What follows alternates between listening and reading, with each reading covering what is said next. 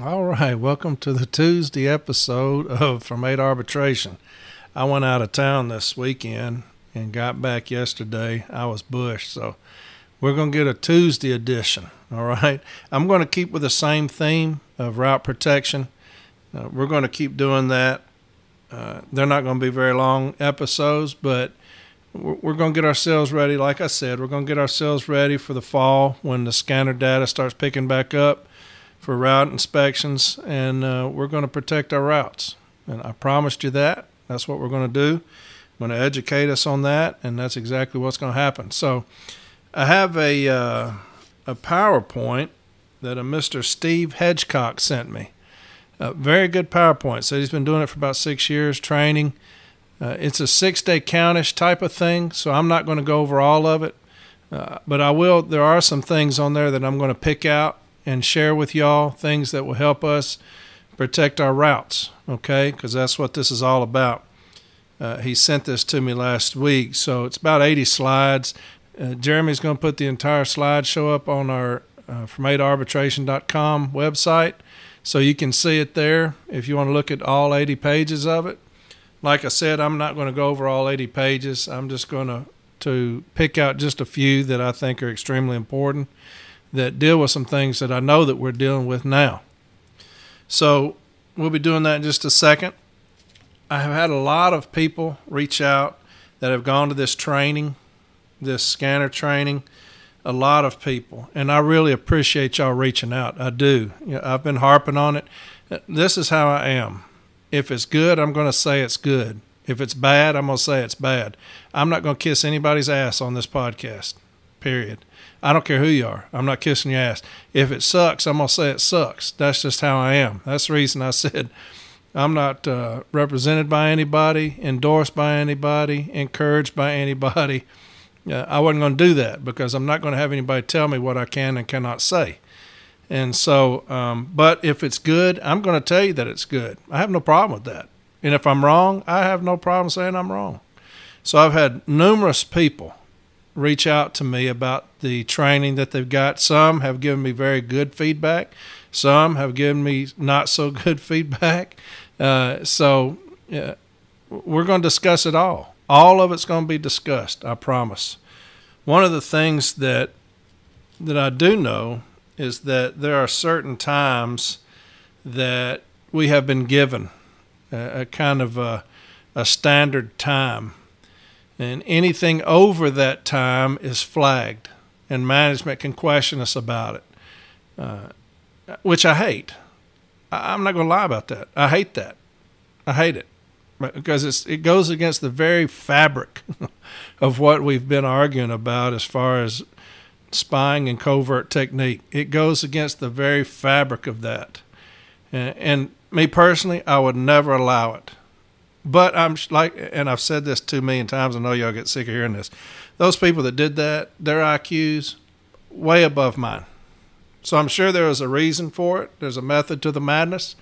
And I'll give them the benefit of the doubt. Just me, I'm not going to have anything introduced into any memo where my carriers are questioned about anything they do on the street based off of a scanner. I'm just not. But hey, it's done. It's a done deal, so we're going to deal with it, okay? I'll go down the list for you and tell you the allotted times, kind of the standard times, and anything over this we're questioned about. It's funny that anything under that we're not going to be questioned about. Why is that? Anything under these standard times we're not going to be questioned about it because management, they want us to be under that. But anything over that, a second over these standard times and you're flagged and have to answer to it. It just gives me the perception that management inherently thinks that we're cheating and lying when we're not. That I'm going to have to sit here and answer for something that y'all have made a standard time. I just don't like it. Loading time. Your loading time has a standard of 22 minutes. Now that sounds reasonable. Loading time, 22 minutes to load your vehicle. Now I'm going to take it that that's when you pull down and head out. You have 22 minutes to get out there and load up. Now that's very difficult at my station because we have one row where all of them, I've got 33 routes. If all the routes are pulling down around the same time, there's a lot of people waiting down there at the end of that ramp to get a spot to load. I'm gonna to see how that's handled at my station. Unloading time, 7 minutes. 7 minutes for unloading time. That means when you get back, I'm sure the scanner will show when you get back and park. The scanner is magnificent, and it's going to show you how long you've been sitting there to unload. So you got 7 minutes. So that means if you go in, have to get a hamper, come back out, unload your stuff, you got 7 minutes. If it's 7:01, it's flagged. You can answer for that. Signature required delivery, 3 minutes. Signature required, 3 minutes. Relay time, 1:35 seconds.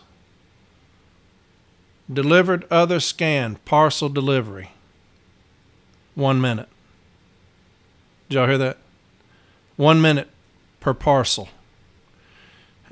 How many times as a shop steward have you fought management over that, where management says it generally takes about 1 minute, and we say what? It takes what it takes. It takes what it takes on a parcel. They put a standard of 1 minute. So 1 minute and 1 second, this thing has flagged me, and I'm going to have to answer why it took me longer than a minute. And now the union is saying just say it took longer because it took longer. Okay. Am I having to answer for that? Yeah. Am I being questioned about it? Yeah. So that pisses me off, man. A minute? Let me tell you about my station. I've got routes in my station that have driveways up hills. The entire route. Now, there is no way you can go up and turn around. So what do you have to do? You've got to walk that parcel up that hill to the house. Now, what did we talk about last week, that knock and drop? What are you supposed to do? Knock and wait. And then come back down. So I'm going to have a carrier that's going to have about 60 or 70 of those. They're going to have to sit in there and answer for 60 or 70 packages. What about this package? Walked up a hill, had to knock, wait on a customer. Okay. What about this address? I had to walk up the hill, knock on the door, wait for the customer. Okay. What about this one? I had to walk up. Come on now. Like I said, these people are smarter than me. That's horseshit. 1 minute to deliver a package? Man, I have fought management my entire career over that. It takes what it takes. Well, they've given you a minute. Anything over a minute is flagged. Management can question you on that, or this team can question you on that. Watch and see this. How many managers or supervisor are fixing to take that and abuse the hell out of it? You've got smaller stations that have no idea what's going on, that have no training. And I know that for a fact.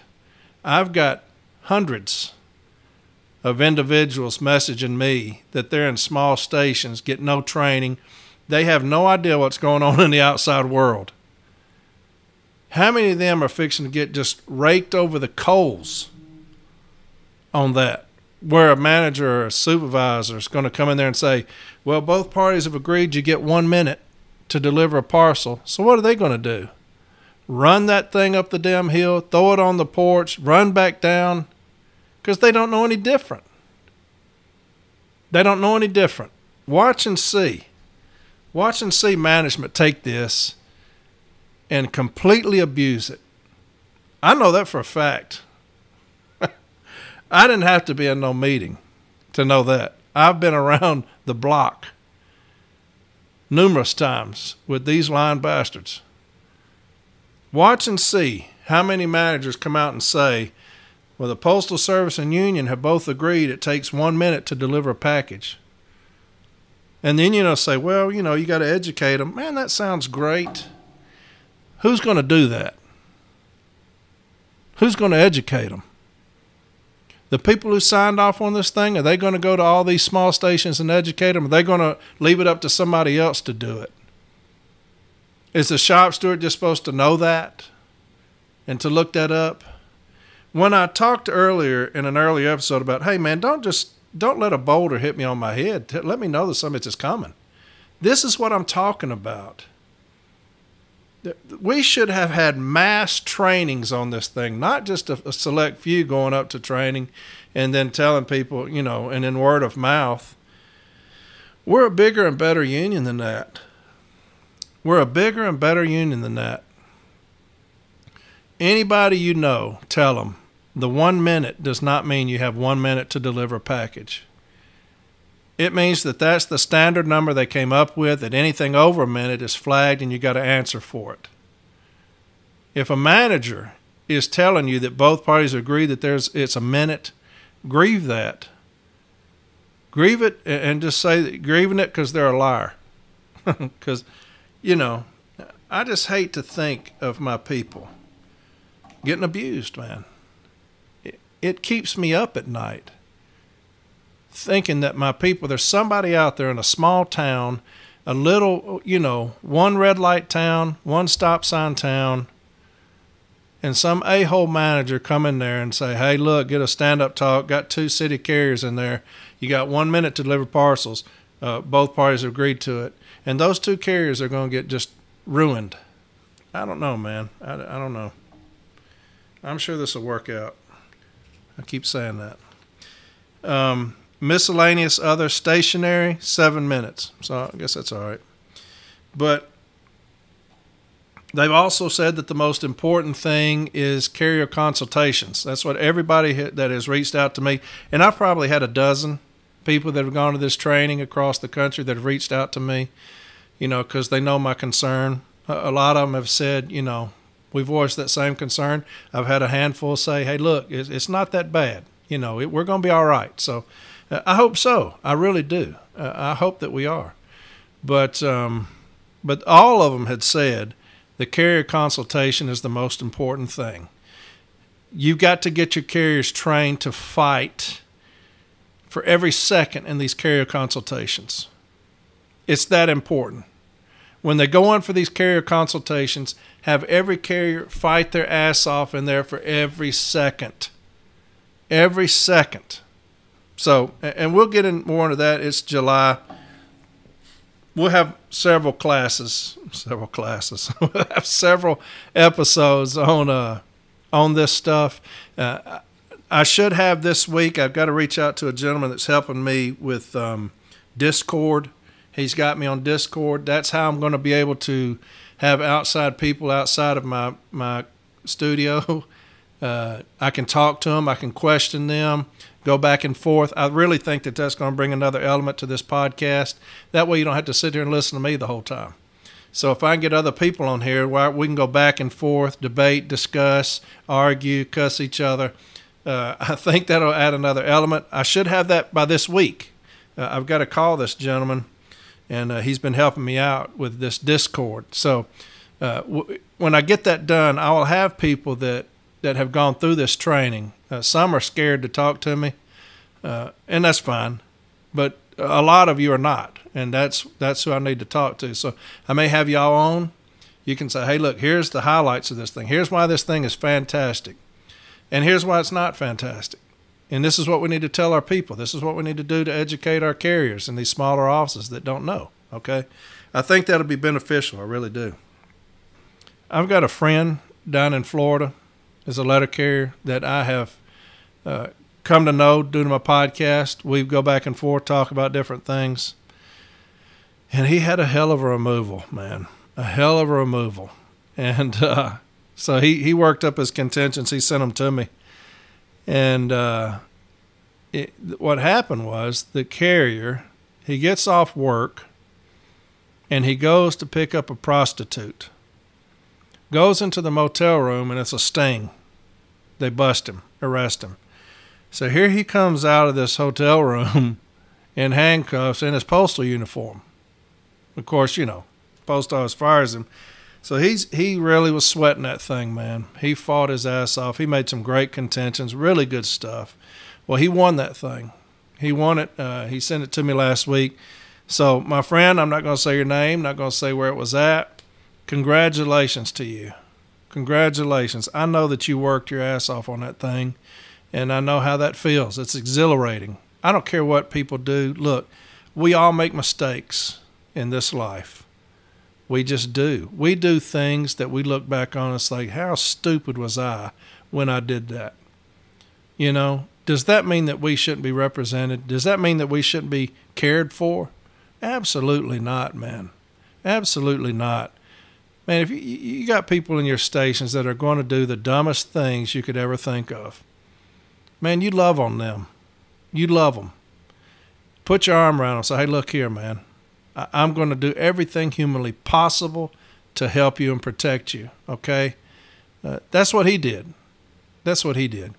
I saw an individual put up on Facebook the other day a 14-day suspension that this carrier got for getting out of his vehicle. It was running. It was unsecured. Door was open. And he's like 10 houses down. Management rides up on him, and they just get in the vehicle and wait on him. He comes back. Vehicle's unsecured, running, keys in it, you know.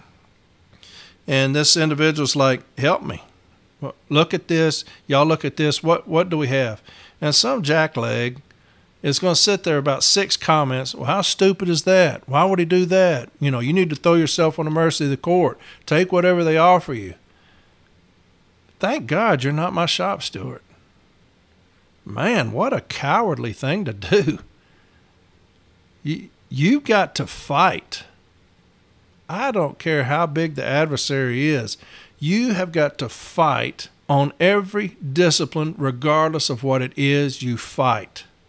You look, you find, you fight, you contend. To have somebody sit there and disparage this brother that did something foolish, I'll give you that. But to sit there and for 6 or 7 comments, how stupid is that? Why was he doing that? What difference does that make now? He's already been disciplined. You know, if you don't have anything constructive to say, move on to something else. You've offered nothing but ignorance. That was the only thing you had to offer, was ignorance. That's the one thing that pisses me off about the Facebook stuff, is you have these people that for some reason think that their ignorance is laughable. Well, people aren't laughing with you. They're laughing at you for your ignorance. But after that, there's about 20 comments, people just blazing this discipline, man. It was some good stuff. I mean, really good stuff, helping this individual out. That's what I love to see. But anyway, a lot of people sending me resolutions. Really good work. I've had some people send me contentions. I wish I could put them up for y'all and let y'all see them. This is high-tech lawyer stuff, man, these people are sending me. I'm like, dear Lord. Maybe I need to be learning from y'all. Y'all need to be doing a podcast. It's high-level stuff, man. Just like, you know, they're like, check this out. I'm like, good God, this is amazing. But it makes me happy. It does. I want everybody in this country to be hell-raising, just destroying grievances, blistering management. That's how I am. You know, I'm not lukewarm. I want to fight all the time. That's what I want. And it does me good to see people fighting for their people. It does. I love it. All right. With all that being said, I got off on a little thing there, but I just wanted to tell my friend congratulations down there on that removal. I know that he was sweating that, and I would have too. It looked ugly, but he did great. But again, I'm going to get into the slideshow. It's going to be choppy because I'm going to have to edit it a lot, because I'm going to switch over to this other thing. I'm going to read a section, and then I'm going to have to scroll down to another section that I find and read it and scroll. So it may be a little choppy. I'm going to do my best to edit it where you can't really tell, but just bear with me on it, okay? But there's some really good things in here about protecting your routes. And again, to Steve Hedgecock, man, I really appreciate you sending me that. I've had a lot of people send me stuff to help, and I'm going to use some things. You know, like I said, I'm always learning, always learning. I by no means know everything, by no means. But so he sent that to me. I am going to use it. Like I said, get on from 8arbitration.com. Jeremy's going to have this whole entire PowerPoint up there. All right. I think Lindsay on the Facebook page from Made Arbitration, I think maybe she's putting it up there. I can't remember. I have to reach out to her. But go to Made Arbitration on the Facebook page. Check out what Lindsay's doing with that. Some really good stuff. Really good stuff, man. She does a great job with that. Again, Jeremy McCall has the formadearbitration.com website up. Fantastic job on that as well. Everything I'm talking about, he's going to put on there, okay? So let's get into this PowerPoint. Like I said, there are some things on here that I think are extremely helpful. It's going to be a lot of reading. I think we'll be all right. And I'm going to scroll down just a couple of these slides. Here's one. I like this one. It's got some M documents on it. It says a national agreement, Article 34, work and or time standards. A, the principle of a fair day's work for a fair day's pay is recognized by all parties to this agreement. And that's kind of our mantra, a fair day's work for a fair day's pay. It doesn't say a blazing day's work for a fair day's pay. It says a fair day's work for a fair day's pay. M209, M document 209, it is recognized that changes in work and time standards will be initiated only at the national level. So if any manager or any supervisor comes up and gives a stand-up talk that any of these time standards have changed, 18 and 8, we have no standard on the street. Remember that, and I'll talk about that in a minute on one of these slides. We have no standard on the street. This 1 minute is not a standard for parcel delivery. 22 minutes is not a standard for loading our vehicle. There is no standard there, even though they've given us one on this M document. There is no standard for unloading our vehicle, even though they've given us one on this M document. So if any manager or supervisor comes out and says, here's your new standards, 7 minutes unload, 22 minutes for loading, 1 minute for parcels, if any supervisor or manager says that, grieve it. Grieve it. Okay? Because they're lying to you. M209, it is recognized that changes in work and time standards will be initiated only at the national level. And those time standards have not been changed. We have no street standard, and our office standard is 18 and 8. We have no parcel delivery standard. Remember that. M190, M190. The form in question is a management tool being utilized to gather information. As such, it is not used for disciplinary or route adjustment purposes. The case file does not reflect that use of the disputed form is in any manner an effort to affect the time or work standards. I continue to see managers hand out pieces of paper. Put your splits on here, hour splits. Here's what it takes to an hour. And they're going to put that into DOAS. They're going to put that into PET. See, I would be hesitant to fill out any form about my route. I would call my business agent or my branch president, even as a shop steward if you're not sure. If they hand you a form saying, hey, put hour splits on here, because what they're going to do is they're going to put that into your DOAS or whatever, and when they do takeoffs or handoffs or splits or whatever y'all call them, they're going to say, this is an hour, hand it to the carrier, here's an hour. Well, first off, that's an hour for the regular carrier. That's not an hour for me. I've got travel time, and it's going to take me longer because I don't know this route like the regular carrier does. Those are just games that they play, but that's a good one for you when it talks about that. M190. The form in question is a management tool being utilized to gather information. As such, it is not used for disciplinary route adjustment purposes. So any form that management attempts to hand you during this process, I would not sign it. I would not fill it out. I would talk to my president or my business agent before I did that, okay? M304. In keeping with the principle of a fair day's work for a fair day's pay, it is understood that there is no set pace at which a carrier must walk and no street standard for walking. There you go. I have no street standard. I have no delivery standard. As long as one foot is going in front of the other and I'm breathing, I'm okay. I've seen people where management said you weren't delivering with urgency. Went out and did a $39.99. You weren't delivering with urgency. What in the hell does that mean? Where does it say I have to deliver with urgency? I'm just delivering mail. There's nothing in any handbook or manual saying I've got to deliver with urgency. Don't let them do that to you. Like I said, as long as you got one foot in front of the other, you're fine. I'm going to read that again. M304. This will be a good one for y'all now during this time right here. M304. In keeping with the principle of a fair day's work for a fair day's pay, it is understood that there is no set pace at which a carrier must walk and no street standard for walking. That covers mounted routes, walking routes, everything. I have no street standard at all. They're talking about you get so much time for delivery or it's flagged. I don't care if you give me 10 seconds for a delivery and it's flagged. I'm going to look through my mail. I'm going to look through my flats to make sure each flat goes to that address. I'm going to look through that DPS to make sure that there's no problems in it, no errors in it. And then I'm going to take that and in one hand, put that in the box. If I've got small chunks, purrs, parcels, hit them, scan them, put them in the box. However long that takes me is how long it takes me. Do not be intimidated into going faster. If management says you now have a certain amount of time, disregard that.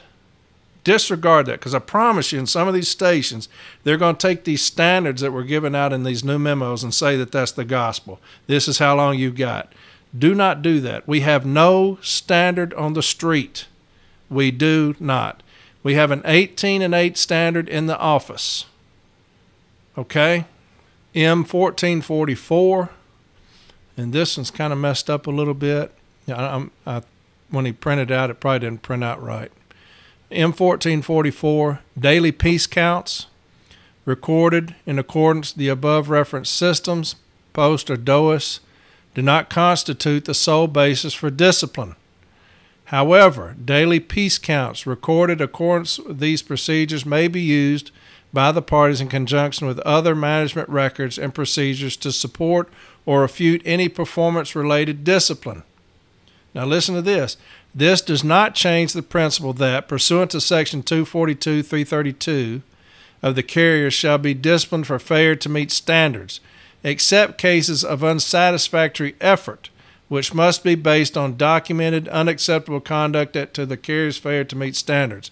So even if I'm failing to meet standards, I cannot be disciplined unless it's shown that I have unsatisfactory effort. So management has to prove that burden is on them to prove that my effort is unsatisfactory. If I fail to meet standard, matter of fact, in route counting inspections, if you don't meet standard, what do? They just take that time off of you. But if you're going to try to discipline me based off of failure to meet standards, management has to show that there was unsatisfactory effort on my part. Okay, so that'll be a good one for things that come up. And it goes furthermore, the pre-arbitration settlement has it there. And it goes in again to the street standard. It says provides that there's no set pace at which a carrier must walk and no street standard for walking. Remember that's going to be one of the biggest things we have on our favor in this route adjustment process. Make sure your carriers understand that our street standard has not changed. There's not one. Okay, if management attempts to give you a street standard based off of these new MOUs, grieve that. If they give a stand-up saying that we now have a street standard of this much time, grieve that. Okay, they're lying. M1664, and this is going to be huge. This is going to be huge, and JB talked about this in one of his episodes. M1664. The Delivery Operations Information System, or DOIS, is a management tool for estimating a carrier's daily workload. The use of DOIS does not change the letter carrier's reporting requirements outlined in Section 131.4 of Handbook M41. The supervisor's scheduling responsibilities outlined in Section 122 of Handbook M39, or the letter carrier's and supervisor's responsibilities contained in Section 28 of Handbook M41. DOIS projections are not the sole determinant of a carrier's leaving or return time or daily workload. As such, the projections cannot be used as a sole basis for corrective action.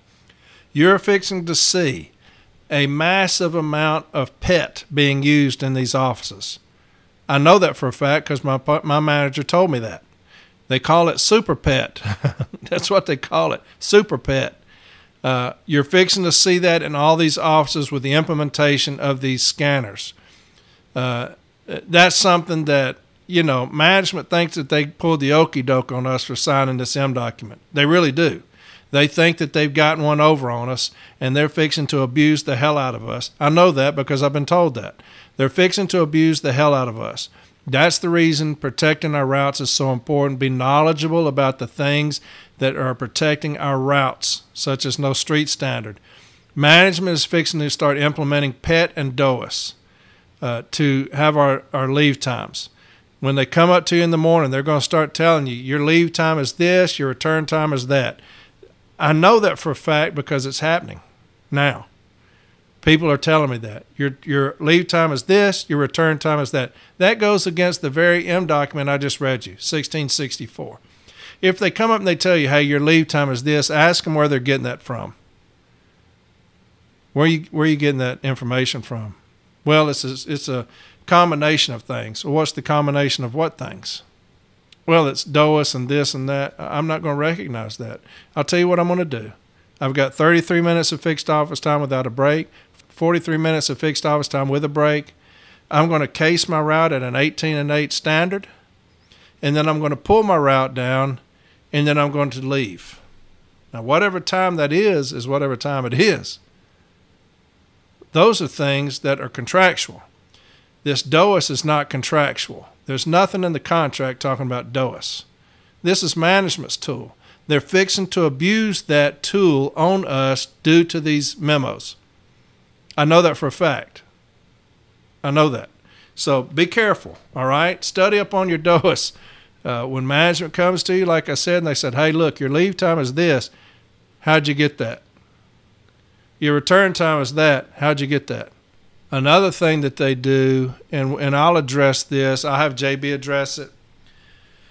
When management and the union in our last MRAP, JRAP, whatever it was, they did the routes.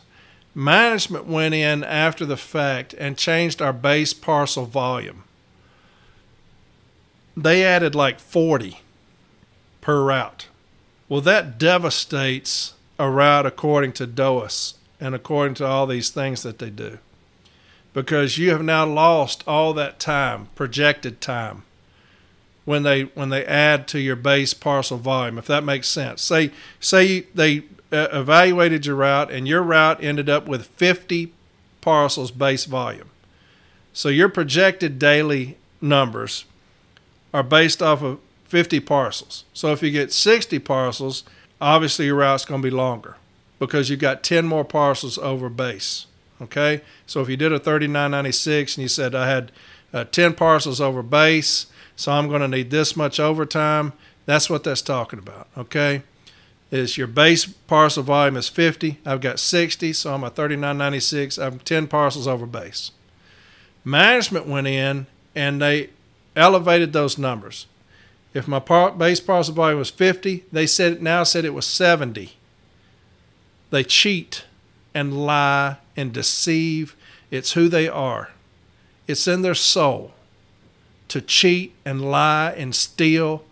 That's what the only thing that they are good for is cheating and lying and stealing.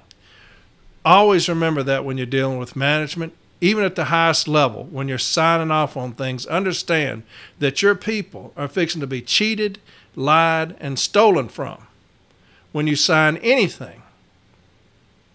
But we caught them elevating our base parcel volume. So after the fact, after these things are, get your base parcel volumes from the union. Say, hey, what's the base parcel volume for my routes in my station? It's this. Let's check that in about a month and see what they are. See if management has gone in and changed that to screw your numbers. They're trying to steal from you, okay? M1769. M1769. The subject office efficiency tool is a management tool, not a union tool, for estimating a carrier's daily workload. The office efficiency tool, used in the Greater Indiana District or any similar time projection system tool, will not be used as the sole determinant for establishing office or street time projections. Accordingly, the resulting projections will not constitute the sole basis for corrective action. This agreement does not change the principle that pursuant to Section 242.332 of Handbook N39, no carrier shall be disciplined for failure to meet standards, except in cases of unsatisfactory effort, which must be based on documented, unacceptable conduct that led to the carrier's failure to meet office standards. Office standards, okay? Not street standards. We don't have one. Office standards. Failure to meet office standards. Furthermore, as stated in the agreement for case there is no set pace at which a carrier must walk and no street standard of walking. And here's a little saying he put in there. It's pretty good. Deception and lies are only able to take hold where a knowledge of the truth has been ignored or lost or never taught. That goes along perfect for what I've been saying, doesn't it? Deception and lies are only able to take hold where a knowledge of the truth has been ignored or lost or never taught. They're going to get over on us with deception and lies if we do not teach our people otherwise. And that's what we're doing. And that's what we will continue to do until we get it all right. And here's another little thing he put in there. Little slide. It says, the layman's term for the 6 preceding issues regarding DOAS and PET is ignore what the supervisor says how your route will be. The carrier is the authority if there is undertime or overtime on a route. So if management is telling you that there is undertime on your route, what is that based off? Okay, what are you basing that on? If they say that undertime is based off of 6 or 7 like days, well, you're going off a demonstrated performance. We don't do that either. Every day is different. If they're saying that you have undertime because last Monday you had the same amount of mail and Monday prior to that you had the same amount of mail, so therefore you have undertime, don't buy that.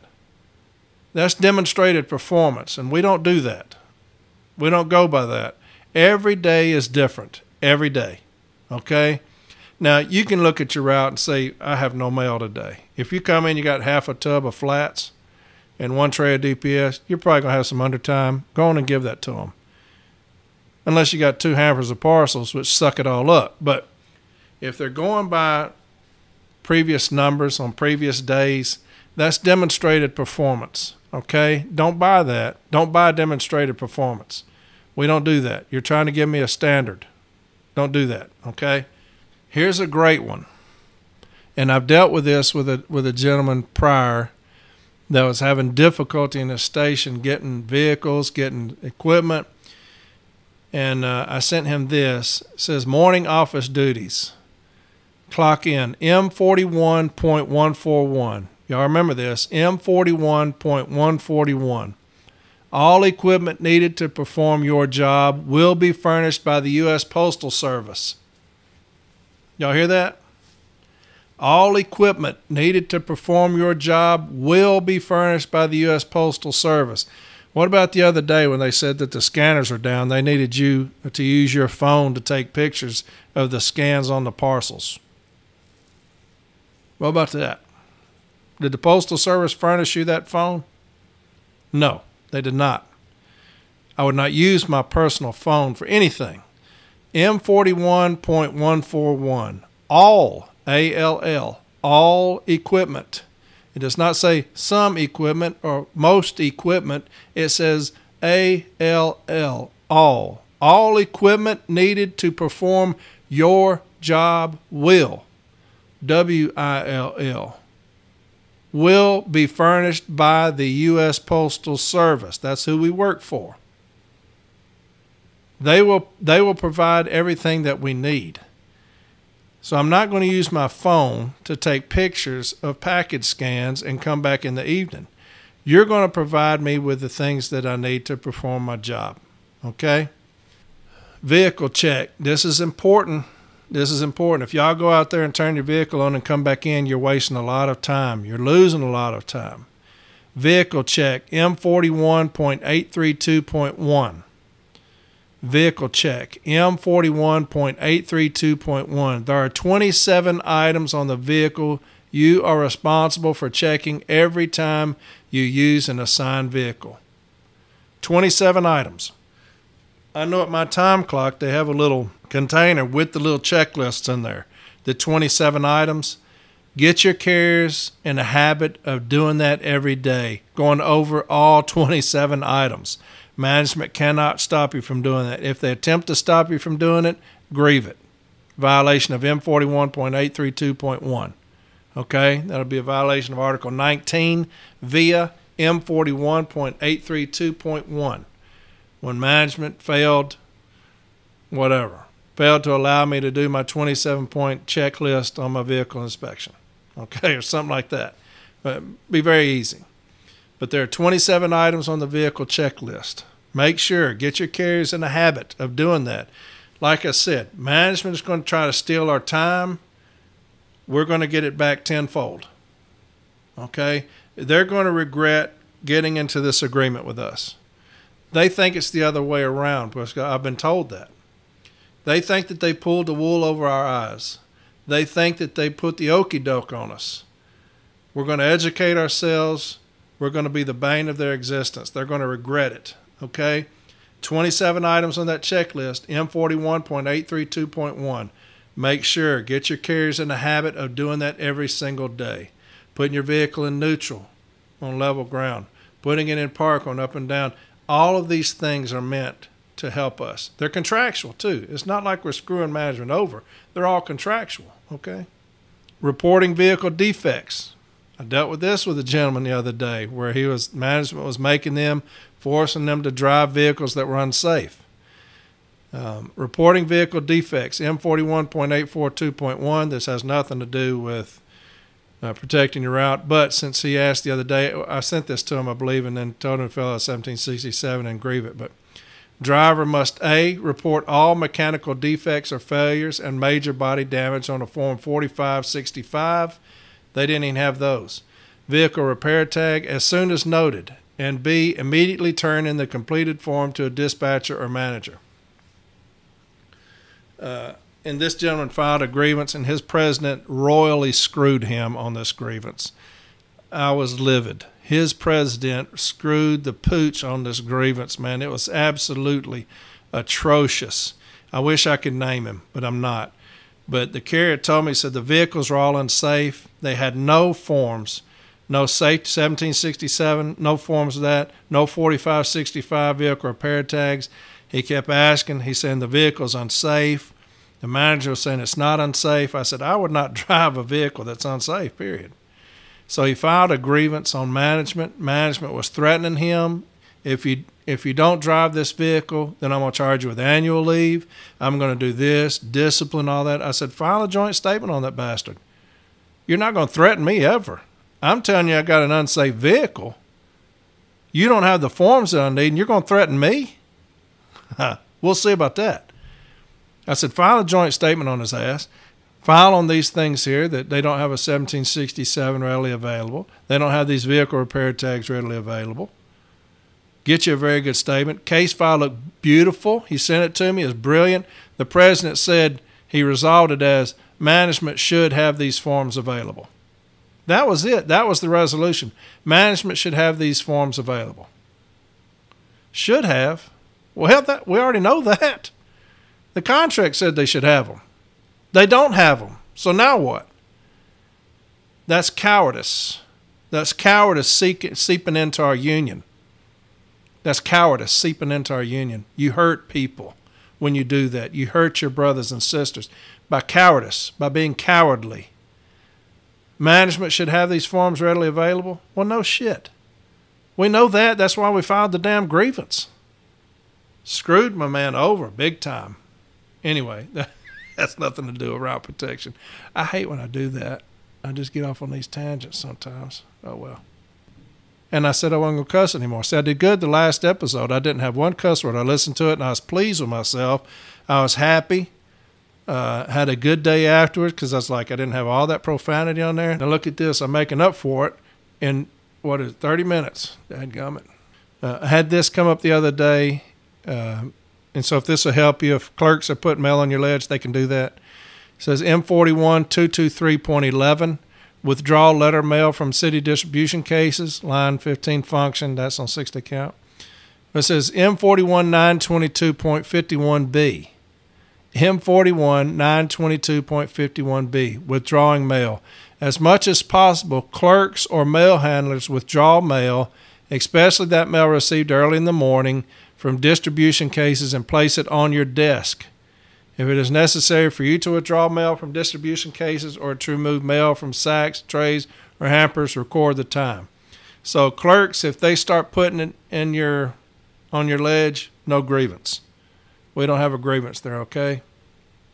And he's got a good little way that he has written on his case and trash can heights of mail, so that when you have tubs sitting there, it's a good easy way to measure the height, measure the amount of mail that you have. He says measure the amount of mail.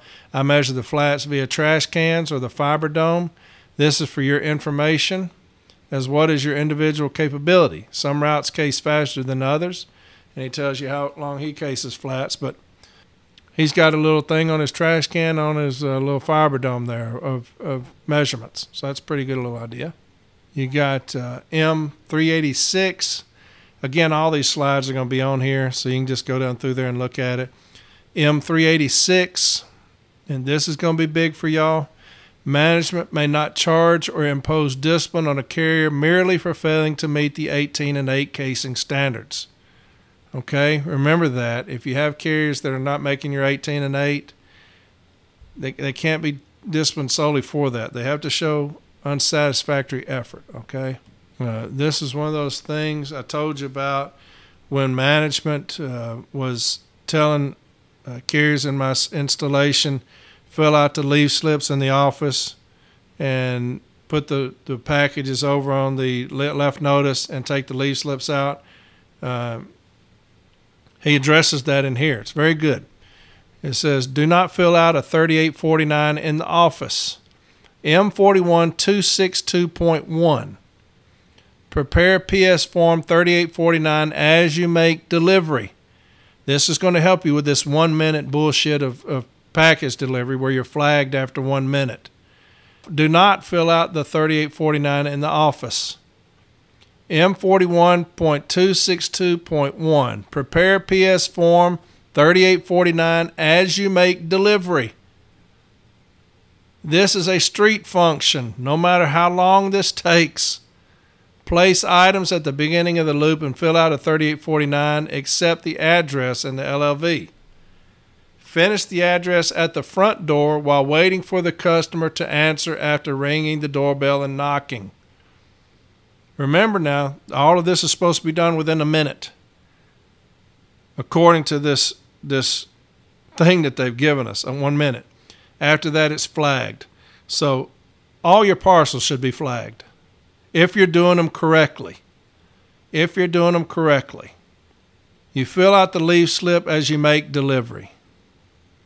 You place the items at the beginning of the loop and fill out the 3849, except the address in the LLV. Finish the address at the front door while waiting for the customer to answer after ringing the doorbell and knocking. Okay? And that's supposed to take 1 minute according to the professionals. It takes what it takes. I will always say that. I don't care who tells me any different. Here's another big one. We deal with this a lot here in this installation and some of our AOs. M41.225.16. M41.225.16.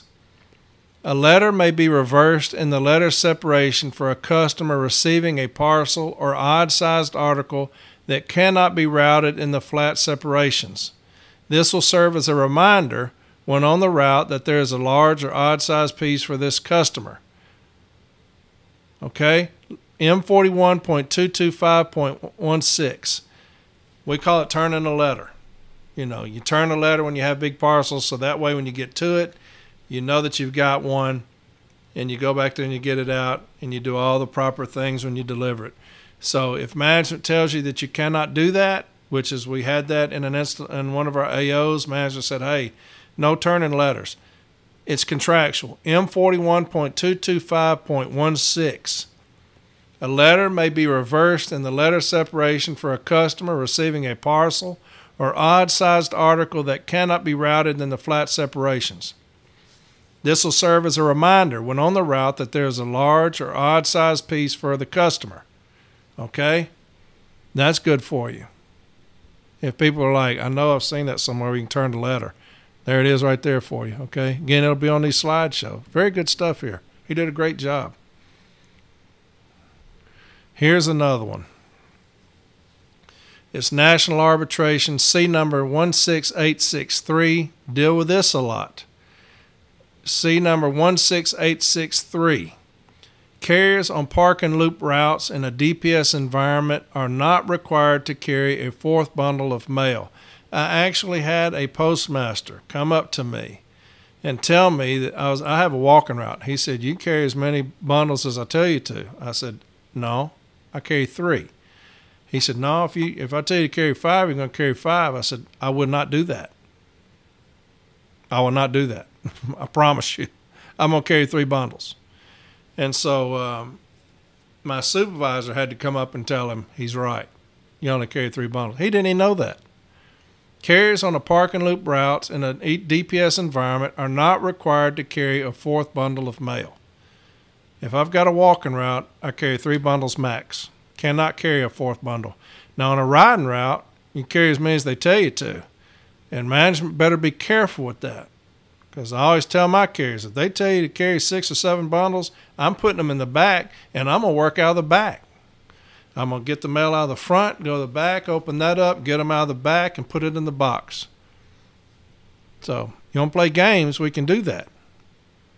But walking routes, only 3 bundles. Remember that. That's National Arbitration C 16863. Carriers on a park and loop routes in a DPS environment are not required to carry a fourth bundle of mail. If you're on a walking route, you carry 3 bundles, period. Here's M document 1288. These are other things that some of y'all may have never heard of these things. I've always walked. I've been here 28 years. I've walked all, from day one. But for some of you new carriers, here's some things that you may not know. It's a little weird, but M1288, M document 1288, and also M41 Handbook 922.51D, M41.92.51D. Park and loop routes handling of third bundles is an office function. Okay? Park and loop routes handling of third bundles is an office function. Unaddressed mailings are to be counted out and placed at the back of the cased mail bundle. Did y'all know that? Unaddressed mailings are to be counted out and placed at the back of the cased mail bundle. Addressed mailings, pull out the vacants and the vacation holes, then place remaining behind the cased mail bundle. So if you got Advo with no addresses on them, you're supposed to count those out per stops in your loop and put those at the back of that loop. If you got them addresses on them, pull out the holds and vacants and then put those in the back of the case mail bundles or the loops. Don't know that? Start doing that. See what your manager says. What the hell are you doing? That's M1288 and also M Handbook M41.922.51D. This man's putting some knowledge on y'all right here. He's got pictures of how it looks.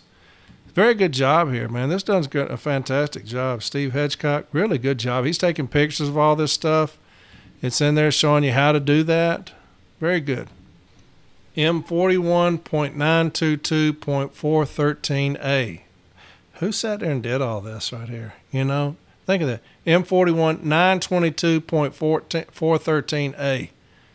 Man, carriers on motorized curb delivery routes will take credit in parcel post column for each separate bundle.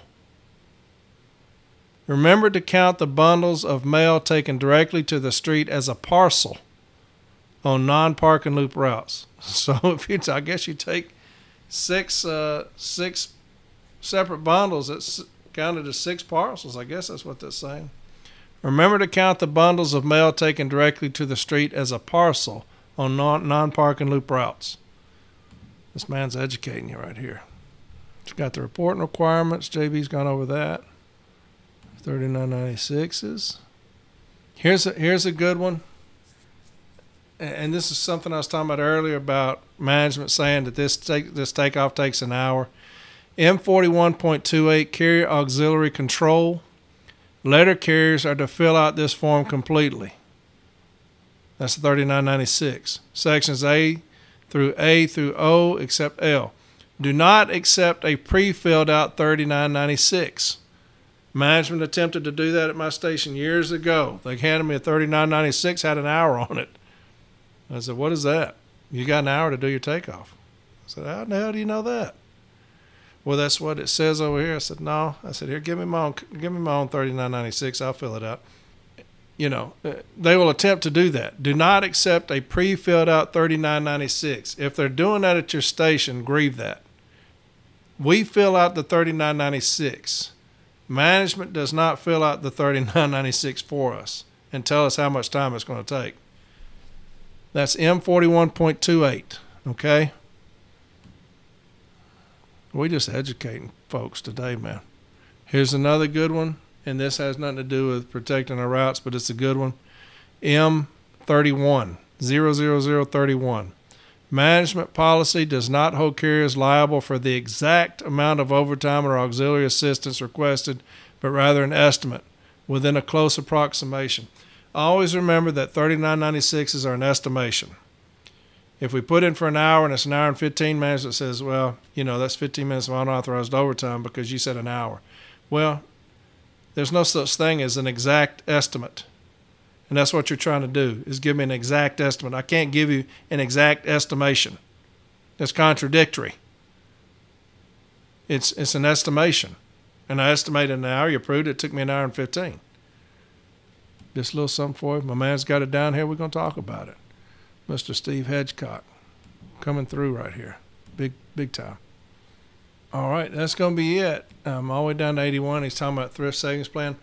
But there's your episode on route protection. Man, that's a lot of great stuff right there from Mr. Steve Hedgecock.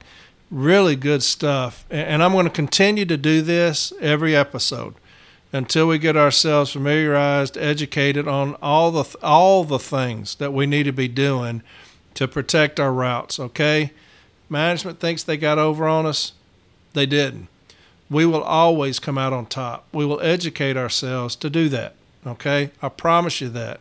I'm going to try to have JB come in here on Sunday and do a CCA's doing rural carrier work. There is a lot of that going on right now, a ton of that going on. I see a lot of questions about that on Facebook. CCA's doing rural carrier work. We don't want that to happen, especially if it's violating Article 8 on our side. If management's having to violate Article 8 by using non-ODLs, off assignment, and all these different things, and here our help is over there on the other side doing rural carriers work. So he's going to do that next. I really need to get that done because I've had a lot of questions about that. We've got some good arbitration sites on that where CCAs have been doing rural carrier work. He's going to do that, and then we're going to do some more route protection. I've got a couple other things I've got to do. I've told people we're going to do. But route protection, that's the biggest thing to me since these memos came out. All right? Hey, we're going to get it down. We're going to get it down, I promise you. Okay? Everything's going to be all right. I'll give you my word on that. Everything will be all right. So we'll get educated, and we're going to do everything humanly possible to protect these routes, okay? Because that's the most important thing. They take out a route, they take out a job. That's a brother or sister we've lost if they take a route out. We don't need that. I want more brothers and sisters. I don't want less. All right? So there's your episode. Again, thank you to Mr. Steve Hedgecock for that PowerPoint. It's 81 slides, and a lot of it to deal with 6-day counts, but there's some great stuff in there, some very educational stuff in there for you. All right? Y'all have a great rest of the week. And then I will talk to y'all, hopefully, on Sunday. And we'll get you some CCAs doing rural carrier work. Take care of yourselves in this heat, y'all. Take care of yourselves. It is hotter than Hades outside. Take care of yourselves in this heat, please. Stay hydrated. Shop stewards, take care of your CCAs. All right. I've had CCAs walk into my station in the summer heat with 1 bottle of water. You know, I tell them, please get you a cooler. If you can't afford one, I'll get one for you. Do not go out there on the street with 1 bottle of water. You will die. Okay? Take care of your people, shop stewards. Take care of your CCAs. Make sure that they've got everything that they need to stay hydrated, to stay cool.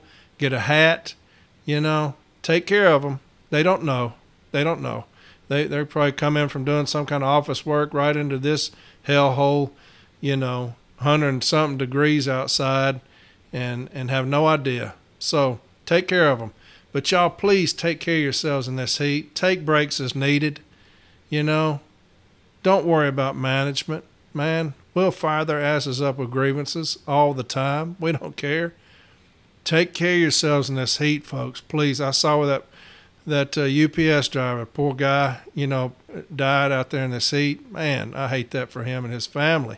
Doggone. You know, just take care of yourselves. Please do whatever you got to do to stay hydrated, stay cool. You know, don't get yourselves in trouble out there, okay? I love each and every one of you. I do. And I want you to take care of yourselves, okay? So y'all have a fantastic rest of the day, a fantastic rest of the week, and I will talk to y'all Sunday, all right? Hopefully with JB. He's been letting me down here lately, but hopefully he'll be back. So I'll talk to y'all later, all right? Bye.